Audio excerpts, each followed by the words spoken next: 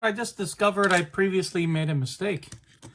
There was one step back in step 26. So I missed this right here. I need to put a ball stud right there with a nut on the back there. So let me do that first.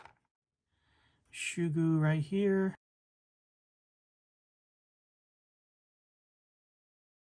It should look something like that.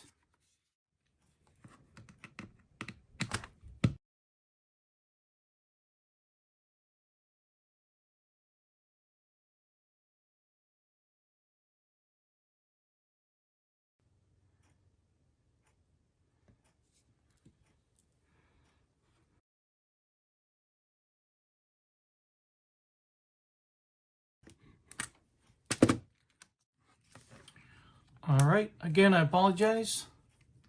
So there are the ball studs right there.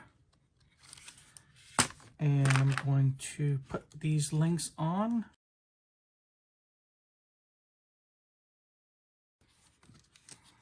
Okay, and it's going to look like that.